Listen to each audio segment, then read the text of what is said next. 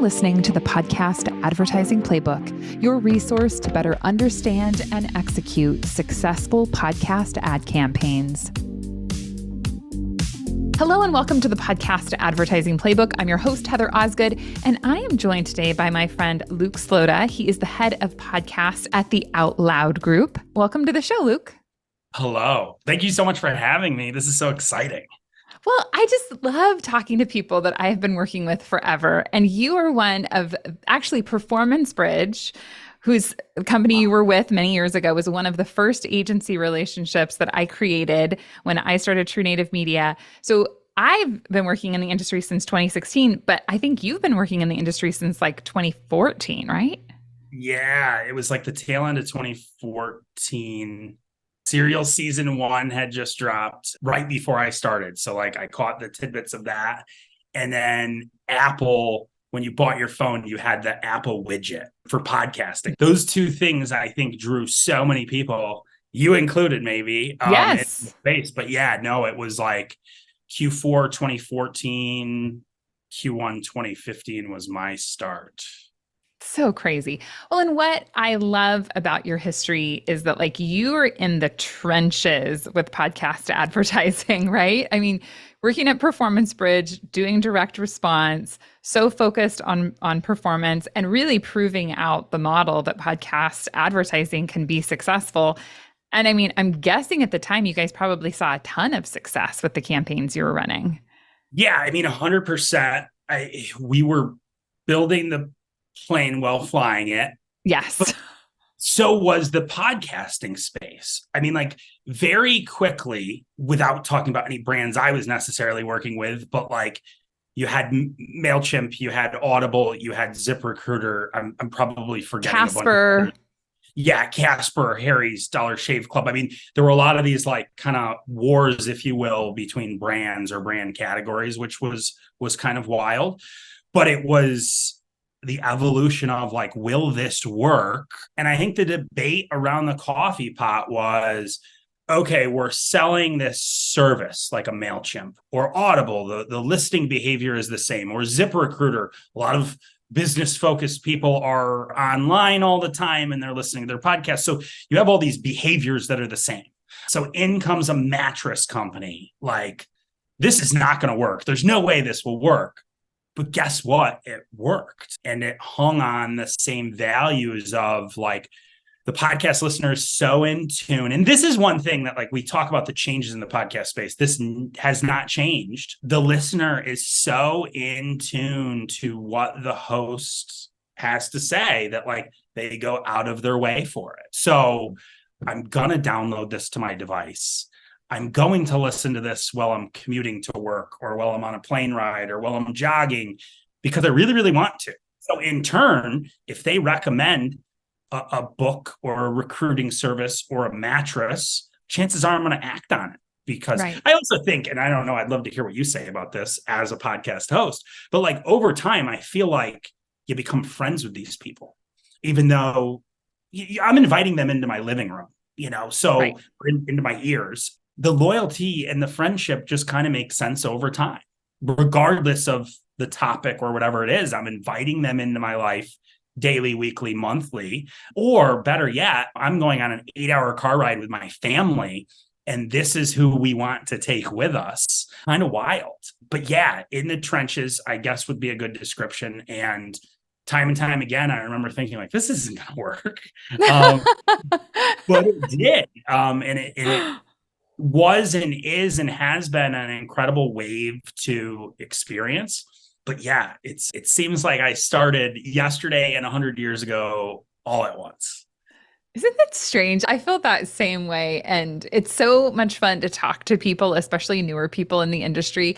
You just sit there and you discuss the intricacies of the industry. And then people's eyes kind of get wide and they say, wow, you know a lot about this stuff. Like, yes, this is what I live and breathe and have for like the last 8 years, right? It's just like you get so ingrained. But I think what is so much fun about the industry is, number one, we're working on something that really does feel a bit new every day. And number two, as an industry, we all know that we're trying to, make progress, down this road. And we've got goals as an industry about where we're headed and how we can reach those goals. There has been so much that has changed since you started. And if we wanted to go through all of those elements, we would need a 4-hour podcast, I'm sure. But what are some things that you feel are substantial that have changed from the inception of that host-read embedded ad to where we are today? That would have been the first thing I said. Circa 2014, 15, almost everything was a host-read embedded in the content. We didn't have the variety of hosting platforms that we see today, from your Megaphone to your Art19 to your... None of them existed. No. So it was like, this was the only way to do it. I remember years ago meeting Kevin Smith and him sharing the story of the Smodcast, where he was like, yeah, originally I was making the podcast as something fun to do with my friends. And I'll never forget the first time my assistant brought me my bill for, I don't even know what platform he was hosting on, but all of a sudden, like, I have this bill for all this storage. I don't think we even called it a cloud then, but he talked about like, oh my gosh, I need to get advertisers. And I think that was the situation probably Rogan fell into as well way back when, where it was like, wow, I'm building this book of data storage. How am I going to support my podcasting habit? So I think like those would be the first two, was the obvious embedded to the dynamic ad insertion and advertisers and agencies' acceptance of that. You don't have to like it. You just accept it. And then just seeing the players in the space. So we talk about those platforms. We also talk about the networks, and we look at the evolution of a mid-roll to a Stitcher to a whomever. We look at the entrance of Stage Left, Spotify, Amazon, iHeart getting into the game. I don't know how many networks early on we would try to discover or find that a lot of the buys, typically from a buyer's point of view, it was like these add-on things. Like to buy iHeart in the early days it wasn't possible. Remember the first time talking to New York Times, it was like, oh, no, we just give those to whoever's buying print. Like if you're featured in the magazine, you get the podcast as value add. Well, because they didn't, at that time, no one really valued podcast advertising. And I think the reps that were selling advertising had no clue how to actually sell podcasts, which might be questionable that all the reps out there even know how to sell podcasting today. But at that time, they weren't really, like you said, putting any real value in the podcast. 100%. There's like layers and layers to this. Like you said, this could be a 8-hour podcast. I think a lot of it that we've seen change over time is it just the nomenclature? Is it embedded or is it baked in, or what are we calling it? Right. I don't know how many times early on I was like, I wish the IAB, because they had the IAB measurement panel or committee or whatever they called it. And I was like, they need a nomenclature committee. The way different networks were interchangeably using share of voice versus baked in, embedded, dynamic. Like, what is it? What am I buying? And I think that's the difficulty a lot of the sales folks had early on. Was it was tough to understand the way you and I may say the same thing but mean something differently. Do you still I still see that as being an issue in the industry, though. And then one of the terms that I like to bring to the spotlight is the idea of faked in ads, right? Which, I think there are so many people out there doing faked in ads and calling them embedded, and they're not embedded. They're different. But and I think that one of the challenges with the industry is because we do have so many different players. I could decide at True Native Media that I want to call something whatever I want to call it, and then bring it to an agency or an advertiser and say, hey, this is this. And, because we are building the plane as we're flying it, everyone is making up their own terms essentially, and we aren't on the same page. I mean, I know companies like Sounds Profitable, has tried to come up with a glossary of terms. I do think that it's incredibly important that we all use the same terms. So, that was an issue then, and it probably still is an issue today. 100%. And as we see new networks, I don't want to say pop up, but enter into the space, I question if that is going to continue to be a problem. I also don't know now bringing in another curveball from left field. As we talk about now, all of the different pixel partners, I think some of the pixel partners are speaking slightly different languages and in turn using different terms for potentially the same thing. And at the end of the day, all I really care about is the brands that want to advertise in the space. Right. Whether I'm repping them or not, my hope is that it's a good experience and they see positive results, whatever those are. Is it return on ad spend, or is it just straight up sales, or however they're calculating it? But the more and more brands that we collectively bring into the space, regardless of what agency you are or what network you are, we need them all to see success and be happy. And I think that's the scary part for me is if we don't start to standardize some of this, if not all of it, how do they know what they're getting? And how do they know that it's performing? So once again, there's layers to this onion that ultimately, when do we collectively start to be on the same page? Right, right. Well, then, recently, I think it was this week or last week, I did a post on LinkedIn about transparency because I feel like there is so much talk about transparency in the industry and how that is such an important thing. And I agree with that. And it was interesting, in my post, just listen to some of the comments that were being made, because there is the question of, if we are going to be transparent, what kind of transparencies are we looking to create? And for me, it does come back to that idea of the advertiser needs to understand what it is that they're buying, because if the advertiser doesn't understand what they're buying, number one, they're not going to know how to measure success. And number two, they're not going to know how to duplicate that, right? So if I go to this one network and buy a certain type of campaign and maybe it performs terrific, then I go to another network and I want to, duplicate that success. If I'm buying something that is entirely different, how am I actually duplicating that? And so, having that layer of success is important. And as you said, there's all the differences between the hosting providers. There's differences between the, attribution pixel tracking companies. And that I feel like is a real challenge to the industry. 110%.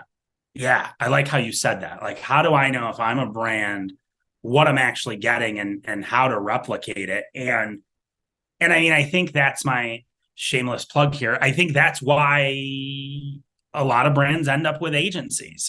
We are able to neutralize that narrative and know what to ask for and when to ask for it and when to push and when to pull. It has to be absolutely overwhelming. I couldn't imagine entering the space right now, whether I was brand side or, applying for a job.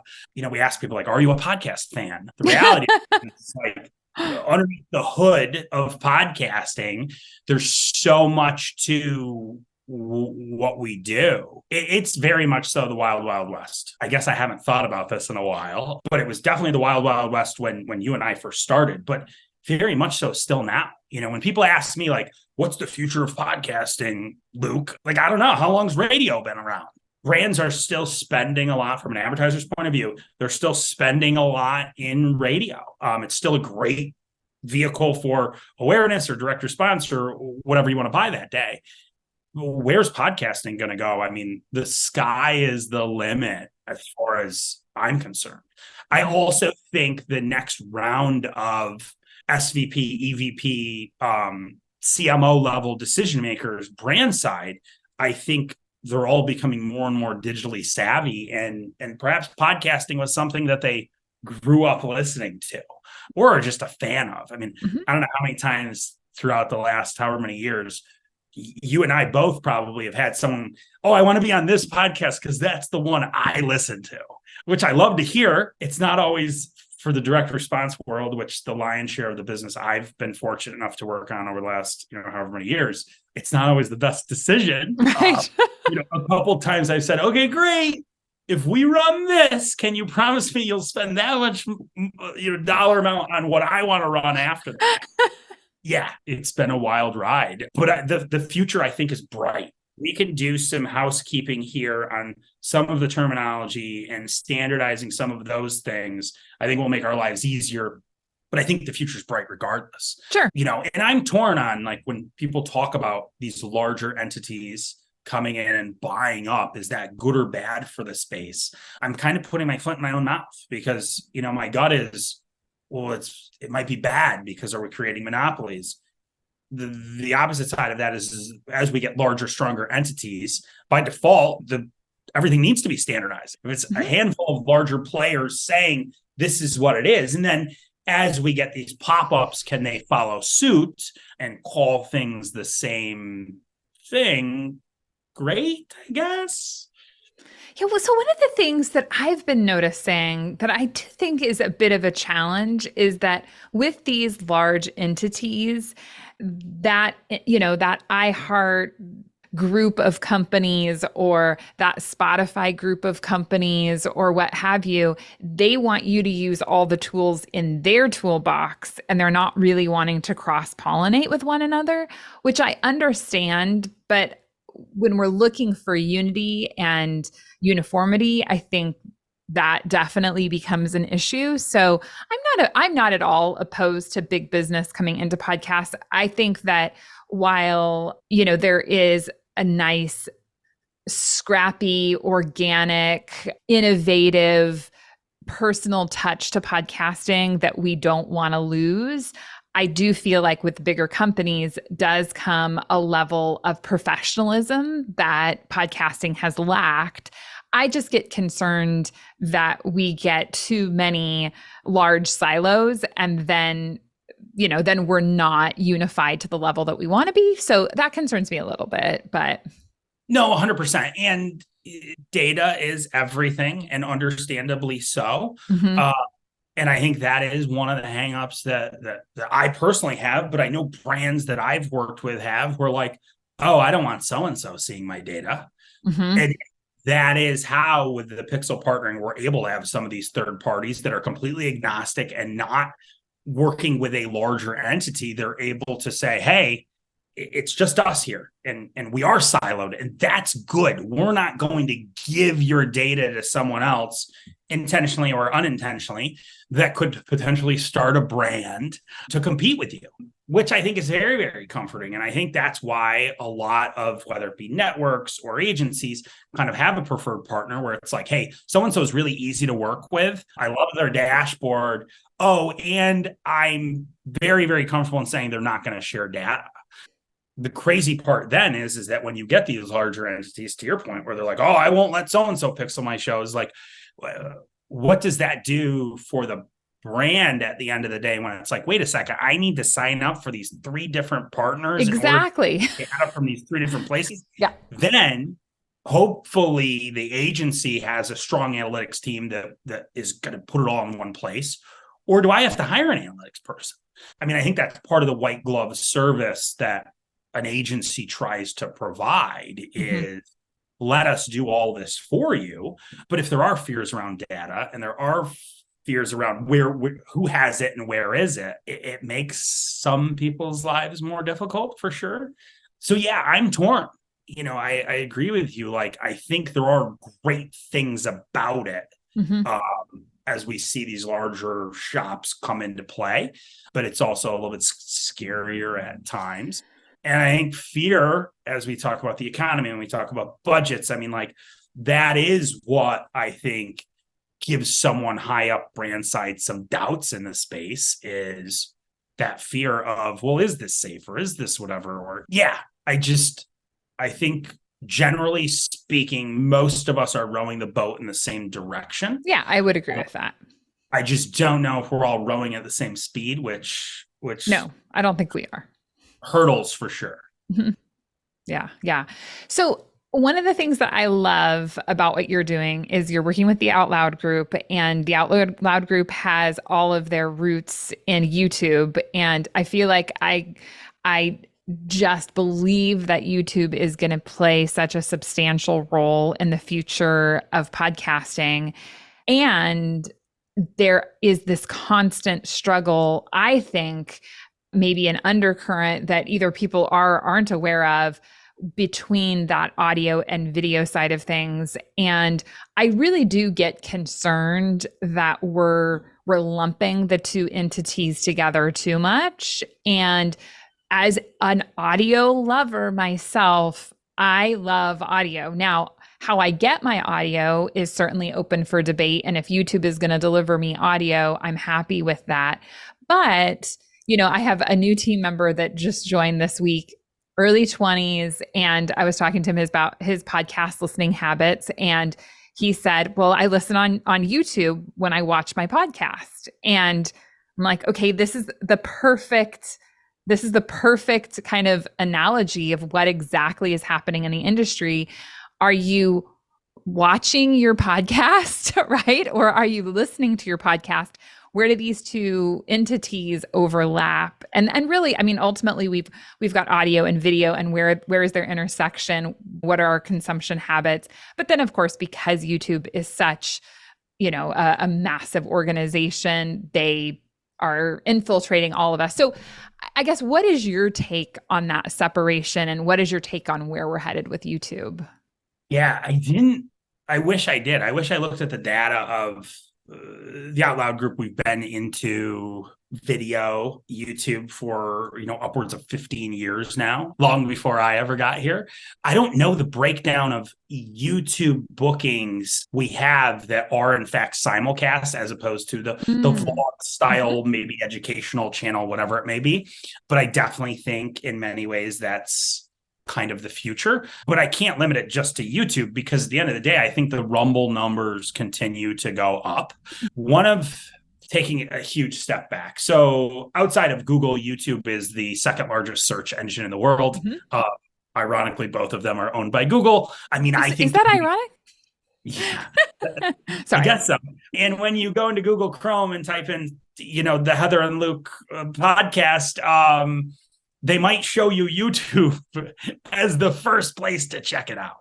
So I guess it's not ironic at all. But I think one of the interesting things for the YouTube player is that on a mobile device, you're able to have it playing in the background without actually looking at the screen. So there's those portion of perhaps younger demographic that are watching their favorite podcast, like we just talked about. But I think there's those that perhaps just use YouTube to find a specific episode of a podcast, and then they still are listening in the background. Or even I'm guilty of it. Like if I'm just like jamming through some data or reviewing analytics and I decide to listen to a podcast in the background, there are times where, like, without thinking, I end up doing it on YouTube as opposed to iTunes or another app where I frequently listen. So I think from that perspective, from like a search engine perspective, I think it's great for discovering. It's a great discovery tool. YouTube's making huge strides right now to try to actually, on the left-hand side, have a podcast drop down and have people know about that as if it's the new iTunes. I mean, I think Spotify, to an extent, has worked very, very hard over the past few years to do that, whether it be through having exclusive podcasts and have it being you're able to watch them. I think the SAI, where they have a clickable link, much like a YouTube video would have below the fold, I think that's pretty powerful. Brilliant.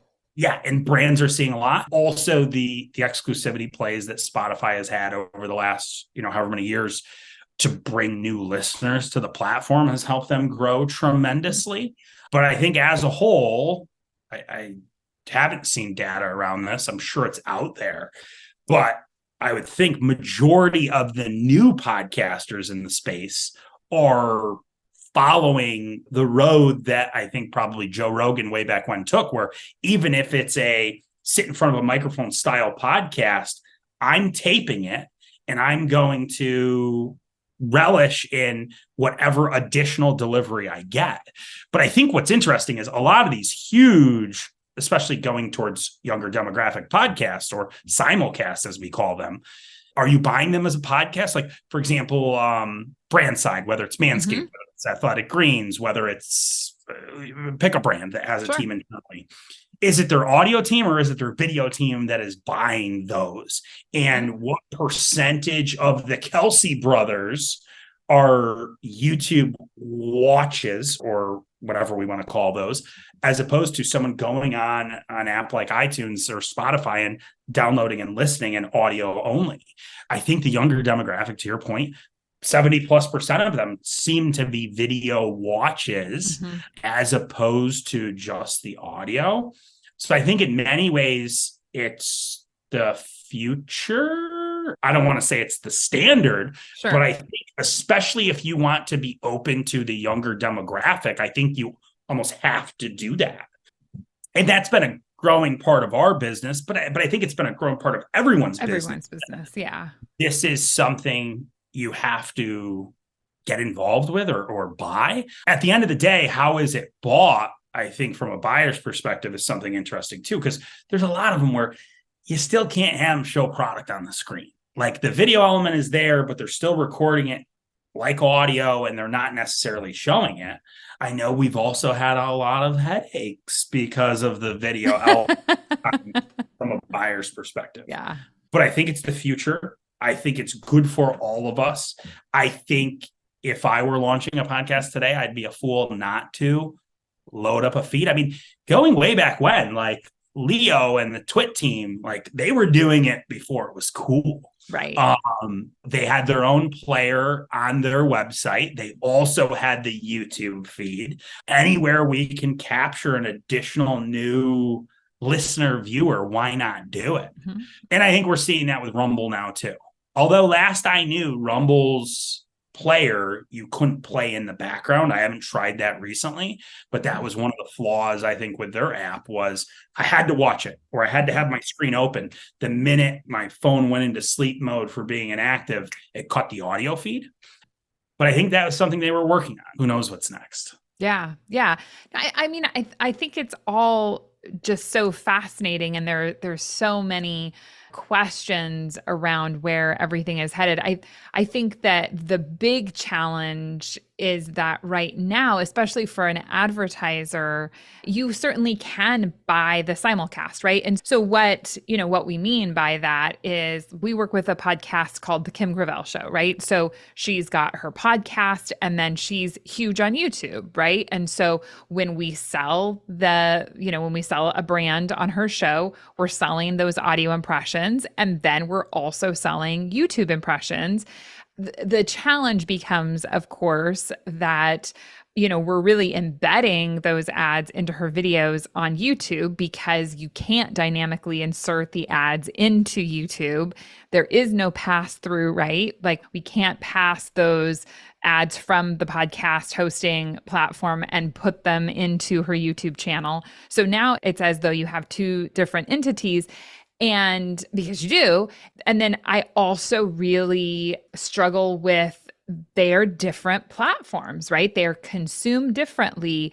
Now, she's been very successful, and I'm not sure if she's succeeding with advertisers because of the YouTube element or if she's succeeding because of the podcast element, or maybe it's just the combination of both. I mean, it's really hard to say exactly where that success is coming from, but from an advertiser standpoint, you do kind of need to look at them as being somewhat separate. Wouldn't you agree? 100%. Early days, we had folks that were doing both. They were treating them as two different entities. It had to be a pre-roll because to your point, you couldn't dynamically insert anything in YouTube, but it would be as if they did two different sets of pre-rolls and then dubbed out one or the other, and then it was two different feeds. Some folks even had two different sales teams, which I kind of sort of wouldn't recommend to anyone. It gets incredibly messy when one feed has you working with one mattress and the other sales team has you working with a different mattress. You can run into some real problems. Why a host wouldn't think to say to their manager, on the other channel, I'm promoting this other brand. That's beyond me, but we've seen a lot in the past years. But yeah, I don't think none of what we do is a perfect science. So I don't think there's a way to put the square peg in the round hole and say, oh, this is why this is or isn't working. But I think a team holistically, brand side, a brand has to include both of them in their media mix and when possible, take advantage of doing both at the same time. I think the hurdle there is when we talk about being data focused, and a lot of what we're talking about today, I think, in my mind, just gravitates to it, is the world of direct response. I can't grade them separately when we buy in this method. Right. But anytime I can get the long tail of baked in, I want it. I think that's something that's great to capitalize on, and a place you have to be. I also think Google, whatever we're calling them, like, they're not sharing data with anyone. That is a iron curtain, and behind it we're not able to pixel and get layers of this. But I do think YouTube over time is getting slightly older. Now, slightly older, am I talking 22 to 27? Maybe. Interesting. But I Yeah. do think that demographic is aging with that. I mean, Yeah. my favorite story to tell right now is that, like, my 78-year-old father, a handful of years ago, we sent him some car reviews on YouTube, and now nonstop he's sending me YouTube videos in my email. Look at this lion chasing this whatever. Like, I'm like, Dad, don't you have anything better to do? But I think, like my dad, YouTube's algorithm could help him discover something new that he's not just going to go into Google or iTunes and search for. That's such a good point. Well, and I mean, to piggyback on that story, my dad comes to my house to stay with us because we live in different states.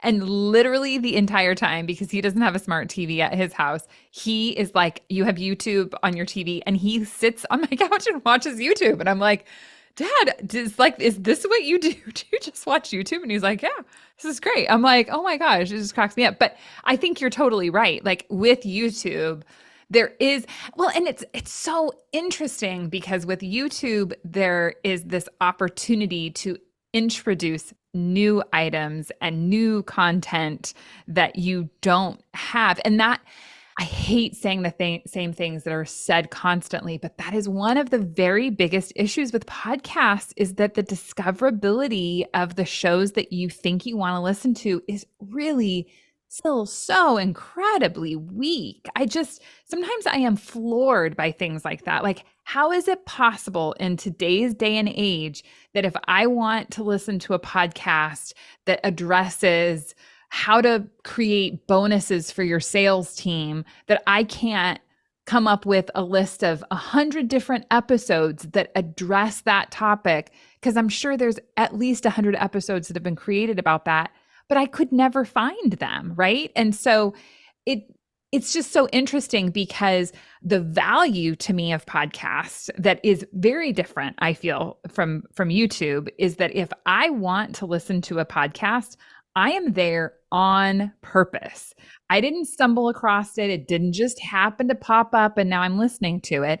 I'm there because I want to be there. Whereas YouTube, sometimes I'm like, my son, I'm like, what the heck are you watching? And he's like, I don't know. I'm like, exactly. You don't know. Because it's just like whatever comes next is what you're going to watch, at least when you're 12. But, Yeah. or maybe when you're 74, I don't know. But I mean, they're very different entities. And I guess when we talk about creating campaigns, when we talk about measuring results, I just feel like they're so different that to me, it's difficult to say, let's put them together. Yeah, I mean, I think the challenge for the publisher is, how much of your back catalog are you going to find a way to upload to YouTube, even if it's not a visual, where it's just a blacked out screen saying the Luke and Heather episode. Ultimately, because the minutes on there become searchable. Now sure. I can go find that episode about bonuses, or about, everyone that comes and looks at my deck, like that was my pandemic project, was I put a new deck on my house. We and did too. I would say I was like fairly handy, but like this was way over my head. So I have a YouTube deck I am incredibly proud of. And it hasn't fallen over yet, which is impressive. It has it snowed on it? Yes, several times. Oh yeah. We got a couple feet of snow on it last year, and that held up. The kids have jumped on it, which is exciting. But very easily, to your point, very easily I could search these very specific things about a railing and a this and a that, and what's the pitch of this supposed to be. And YouTube, I think, will open that door for even perhaps the business-based podcast that says to themselves, I'm too old for YouTube. Like my demographic are business owners 45 and above. The reality of it is YouTube's not going to hurt you. I think it's only going to help you. Even if it's an extra 100 listeners, viewers on top of your 100,000, I think that's still a smart place to be. And then from the agency standpoint, from a brand standpoint, like once you start to see wins, to your point, because of YouTube's algorithm, once you start to see some wins in YouTube, I think it now opens the door that you can test into what I refer to as more so traditional YouTube marketing. And that is maybe the educational channel, the science channel, the prankster, the family vlog, the lifestyle, vegan, fitness buff, the list goes on and on and on. And then you're able to find similar content to what you're already running in podcasting. Yes, the format's different. Yes, the audience may be a little bit younger or maybe a little bit older in our father's case. At the end of the day, I'm able to discover new content that works. I mean, for years, we've had that. And true crime was like the big first hurdle of that. A brand comes to us and says, I'm trying to reach 35-year-old moms. And you put true crime in front of them. And they say no. Gut reaction with, well, no. I need like content about moms and what they're doing and this and that. And it's like, well, what's the contextual fit? And when I would break that down for a brand and say, like, let's pretend you're a running shoe. And I need to go after every fitness podcast, fitness YouTuber that's talking about training for a marathon. Who's not to say that this big comedian, whether it's a Mark Maron or a Bill Burr or whoever it is, isn't training for a marathon. And their audience is so in tune with everything that they're doing that they say, oh, I know so-and-so recommending this running shoe. They're training for a marathon. They must know. And I listen to every episode of theirs. That's the running shoe I'm going to go get. Like, I think that sometimes like you watch the light bulb go off on the call where you see them start to nod. And they're like, okay, yeah, that makes sense to me, Luke. Like when you put it like that, it makes sense. But when you threw that true crime show about a murder or a kidnapped, whatever, like that was scary to me. But when you explain to me why it's going to reach 35-year-old moms or whatever, it makes sense now. Yeah, absolutely. So where do we find that division between YouTube and podcasts or audio and video? Is there a difference, or do we think that they are becoming one and the same? So that's a question I would love to ask CMO. If any CMO is watching right now, let us know. Yeah. We should put up a survey or something on LinkedIn after this. I think every brand treats it differently. I mean, like there are a lot of brands where it's like, oh, that's audio, that's offline, that's DR, that's going to our growth team. Right. Oh, that's video, that's awareness, that's whatever. I mean, at the end of the day, that's why in the podcasting world, thank God we were able to bring in our Pixel partners to start to prove out the halo of what has always only been directly attributable. I think this is a total bogus answer, but I'm going to stick with it because I already started. I think it becomes a very blurry line. I would say one in the same bucket. I mean, a lot of brands separate the two budgets. A lot of brands have two different teams doing the two different forms of marketing. I would encourage them to put their desks together so that they can overhear each other talk because they share so many similarities. I mean, we've had situations where like we pitch a simulcast to a audio team and they're like, nope, doesn't make sense for these 5 reasons and the CPM, whatever. But then you pitch it to the video team and they're like, oh, wow, this is great. The CPM's great. Let's buy that. I think part of it is knocking down that barrier between the two, challenging CMOs, decision makers at brands where they say, oh, these things are so different. Like, no. Like, get on the same page. Let's sit in a conference room for an hour and talk about the overlap and the similarities, because I think it's all great for them. I don't have a good answer for that. I think it's very blurry. Right. Are you involving a call to action in both? I mean, in YouTube, the clickable link can be there right front and center. In podcasting, it's not necessarily. I think all of those things need to be talked about when making this decision. And then lastly, like, what's the consideration window of your product when you make all of these decisions? Right. I think the consideration window is something that I don't talk about often enough. So I appreciate you saying that, because realistically, every product is so different and it isn't a one size fits all, right? If you're selling an impulse item, that is going to be very different than if you're selling a car or a high ticket item, right? They are just different because the consideration windows are different. But I mean, ultimately, what we are still leaning into is this concept that the person you know, like, and trust is really interested in in promoting your product, and that audience wants to hear about what they have to say, right? It's that connection between the content creator and their audience is the strong bond. And so ultimately, to me, that's where the value is. Yeah, I mean, I hope it hasn't changed. I think it maybe for some brands has, but like in the early days, it was like, okay, let's send every host product and let them say yes or no. Mm-hmm. And when someone said no, that meant that this is really, really working and it's real.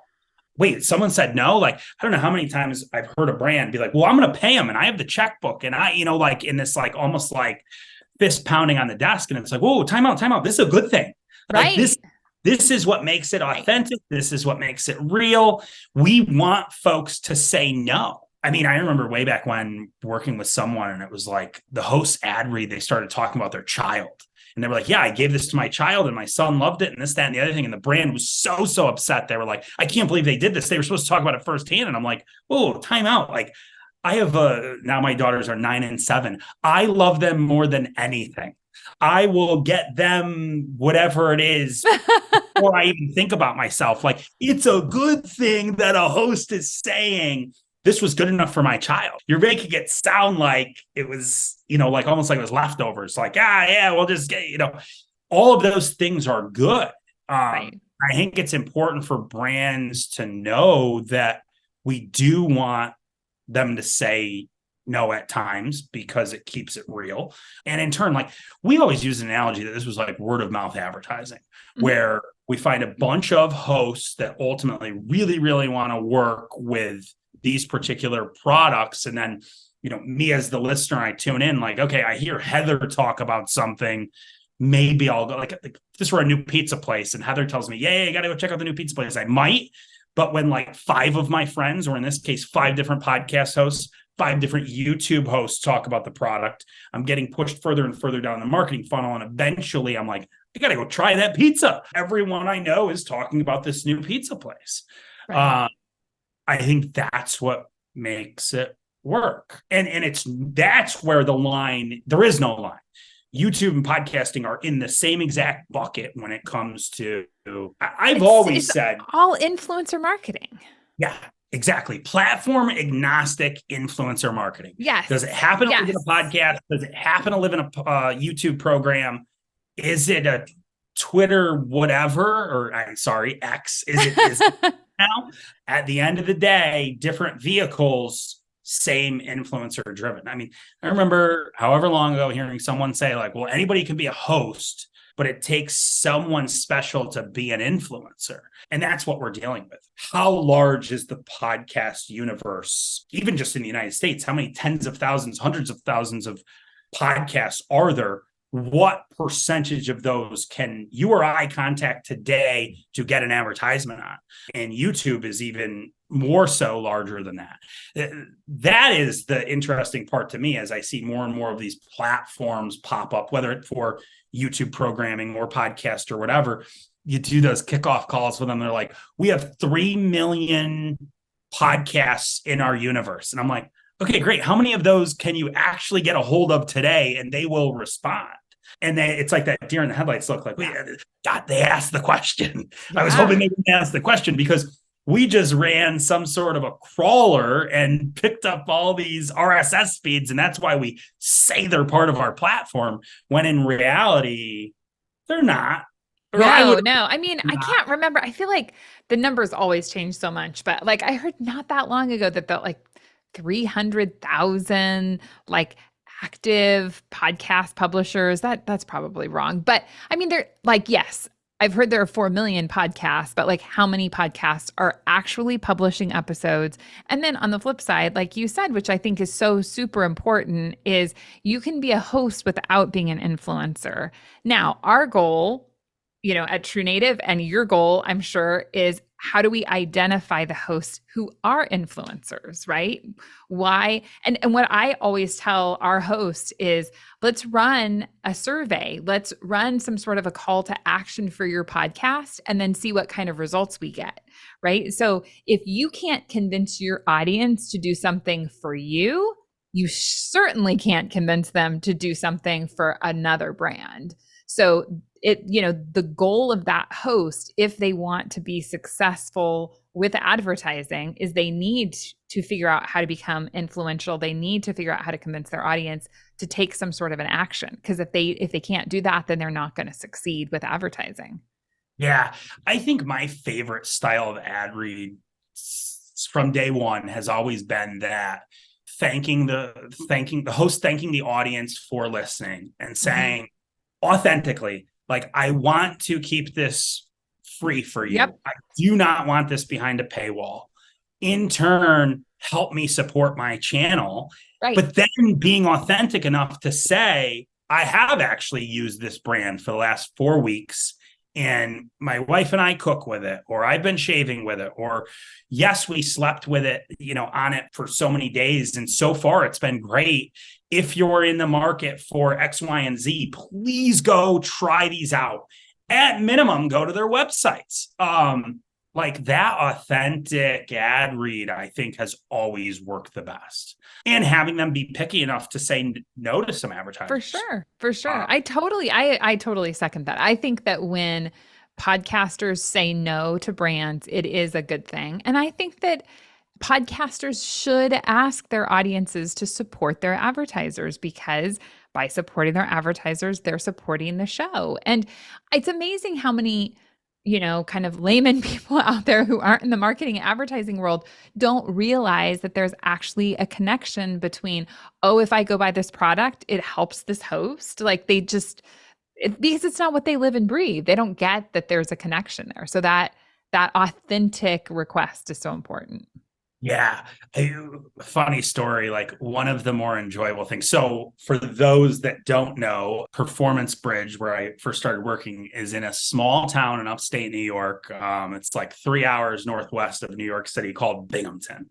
And from time to time, we would have, larger networks come and visit us. A lot of times fly into New York City and then drive up for the day to see us. And we'd go out to lunch. And I don't know how many times a network rep or salesperson or manager, whatever, would say to a waitress or a waiter while we're out at lunch, like, do you know what this guy does? And then to start to explain, because at the end of the day, podcasts, whether you're in Binghamton, New York, or LA or Miami, podcasts are everywhere. Mm-hmm. But to try to explain to someone like, oh, there's this company here in Binghamton, New York, and this is what they're responsible for doing, to see a waiter or waitress light up and be like, wait a second, wait, that's happening here? Like in this town, that's happening. And to your point, it's wild. What we do is wild. Like every Christmas morning, in the sense of like, when I take a step back, the frustration, the roller coaster of podcasting, the frustration of cutback budgets and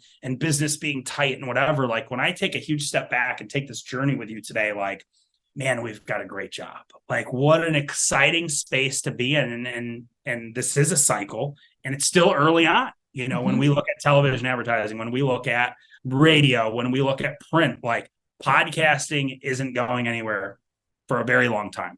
Will it change? And will there be hurdles? Of course, but it's still wild what we do. So I don't know where I was going with that story, but it's no, I mean, I think ultimately for me, it really is about being in service of those around us, right? So if we can take that content creator, we can connect it with the brand or connect them with the brand, and then ultimately create a productive relationship, that's our goal, right? Is how do we make that connection? And yeah, so Luke, it's been so great having you on the show. Oh, thank I you know you so and I much. could go on forever, but if people want to connect with you or interested in working with your agency, where can they find you? On LinkedIn is a great way to find me. I try to hammer through all my messages, or Luke at outloudgroup.com. The OutLoud Group is the website if you want to check us out. But yeah, it's thank you so much. Like, this is fun. Like you said, we should do like a part 2 in like 6 months to see what has I changed. know we should, Who because it was will have. listening to this and what did they decide to do based on what I complained about? I know. I love it. It's like, hopefully this show will someday be like an architectural or archaeological dig. There we go. Where I can go back and say, oh, we talked about this in 2021. We were so wrong.